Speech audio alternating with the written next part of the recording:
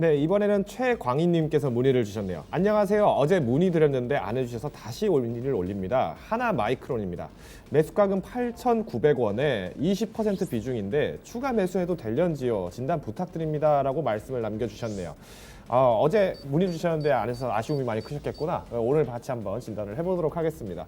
자, 실제로 하나마이크론뿐만 아니라 오늘 전반적으로 반도체 관련된 업종들, 그러니까 특히 종목들이 생각만큼 탄력이 없었습니다. 오늘 기가 막히게 또 삼성전자와 또 LG전자 관련해서 실적 발표가 있었는데도 불구하고 특히 삼성전자의 어닝 서프라이즈 소식이 나왔음에도 불구하고 반도체 관련 업종들이 상대적으로 튀지 못했던 아쉬움이 남는데요. 오히려 이런 시점에서 좀 더 삼성전자를 비롯한 많은 반도체 업계들의 어떤 우려감보다도 실제로 이런 예측된 결과다라는 부분들이 주가에 반영된 것도 어느 정도 참작을 해야 되지 않을까. 이제는 한 번 더 냉철하게 바라봐야 되는 것이 주가의 흐름이지 않을까라는 생각이 되네요. 자, 그러면 우리가 바로 주가로 한번 넘어가서 이야기를 나눠보겠습니다.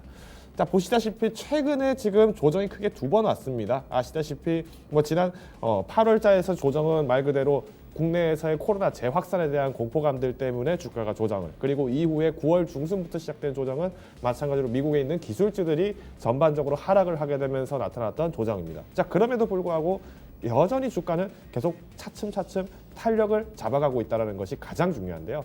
실제로 이 하나마이크론 같은 경우에는 마찬가지로 뭐 삼성전자라든가 아니면 SK하이닉스와 같은 우리가 이미 알고 있는 회사들에 대해서의 매출 부분이 굉장히 상당한 부분이 있습니다.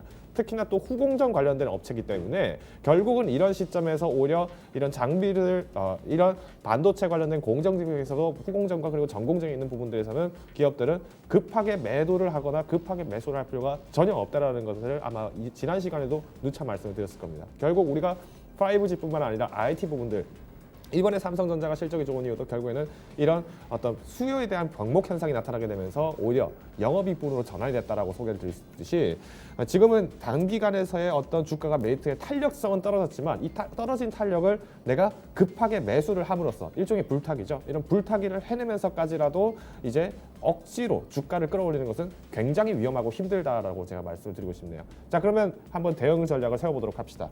매수가가 지금 8,900원이세요. 오히려 굉장히 잘 들어가신 편입니다. 실제로 이번에 미국에서 나스닥 기술주들이 우르르 빠질 때 한국에서는 정작 입장은 쟤네들 빠진데 우리 거는 왜 빠지지 이렇게 얘기 나올 정도로 국내에서는 나름대로 코로나 방역과 그리고 기술주에 대한 부분들의 밸류에이션과 실제로 펀더멘탈이 같이 가는 경우도 굉장히 많습니다. 오히려 이런 상황에서 급하게 매도하시거나 매수하지 마시고 오히려 전고점 돌파했을 때 그때 한 번 더 매도를 하실 준비를 하셔야지 지금 당장에서 급하게 매수하시면은 오히려 대선 이후에 증시가 급락을 하게 되는 최악의 시나리오가 나타났을 때는 대응할 수 있는 방법이 전혀 없습니다. 그렇기 때문에 지금 비중이 20% 비중이라고 하시면 보다 탄탄한 상태에서 가지고 계시기 때문에 현재 상태를 고수하실 것을 추천을 드리겠습니다.